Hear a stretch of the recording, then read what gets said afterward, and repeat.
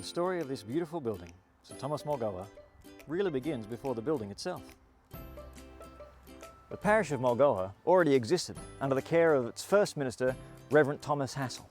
From 1827 to 1838, he led the people of Mulgoa in worship without this building. Reverend Hassell oversaw the parish during the planning and construction of St Thomas. It was two significant locals, Edward Cox of Fernhill and his brother George Cox of Winbourne. These two brothers donated the land for the St Thomas building and the rectory, some 43 acres in all. Now, the plans for the original church were drawn up by a Sydney architect by the name of James Chadley. And on the 22nd of August, 1836, Jane Jameson, the 14-year-old daughter of Sir John Jameson of Regentsville, laid the foundation stone. This plaque behind me commemorates that event, the laying of the foundation stone. And this plaque was unveiled on the 13th of September, 1964. Now, I'll be honest, we don't know the exact location of that first stone, but I'm guessing it's one of the ones at the base of the church. That's just a hunch. So the building was begun in 1836. The sandstone for the building was quarried just over the road at Fernhill, and the building effort was funded by cash donations of the local people and built with free labour. That is, no convict labour was used to build St Thomas. Or to put it another way, no convicts were harmed in the making of this building. It would take 2 years for construction to be completed, and on the 13th of September 1838, Bishop Broughton consecrated St Thomas Anglican Church for divine services. St Thomas Mulgoa was finished and ready for God's people. Interestingly, the first minister, Reverend Thomas Hassell, would move to Cobbitty just 5 days later. And so after 11 years with the parish overseeing the people and the construction of this building, Reverend Hassell moved on to allow a new minister to lead St Thomas forward. It was the Reverend Thomas Matkinson who was the first minister in residence.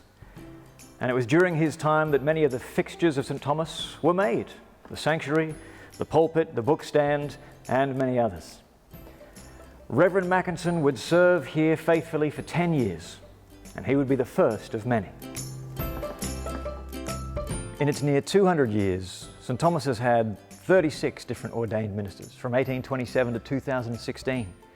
These 36 ministers and 2 catechists were in charge of the parish of Mulgoa and the worship at St Thomas. Nearly 200 years of services, of people gathering together, 200 years of people gathering together to hear God's word, gathering to grow in their love and service of God and one another and of the whole community of Mulgoa.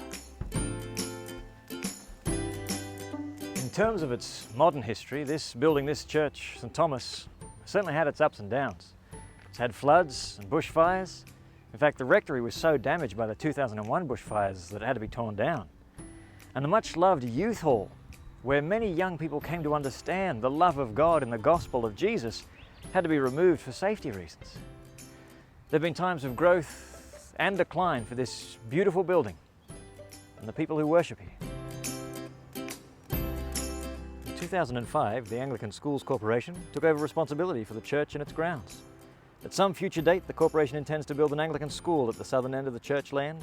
When that eventuates, St Thomas will be used as the school chapel. Then, in 2016, the parish entered into a partnership with Glenmore Park Anglican Church. Reverend John Lavender, the rector of Glenmore Park, became the acting rector of Mulgoa Parish.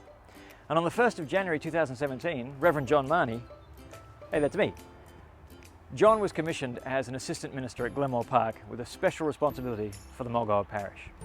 And then on the 1st of April 2019, no joke, the two parishes officially merged to become the Anglican parish of Glenmore Park and Mulgoa. And so that brings us up to the modern day. Well, there was a pesky little pandemic there for a little bit that interrupted us for a while, but, you know, to this day, November the 28th, 2021, there have been services held at Mulgoa for the good of God's people and the glory of His name. And while the story of this building as a regular place of Sunday worship comes to a close, it's not the end of the story. Not for the building, not for the people. The building will be used for various services, both church and community-minded. And the people, the real heart of St Thomas, will continue the legacy of loving Jesus and sharing Him with others at our new building in Silverdale.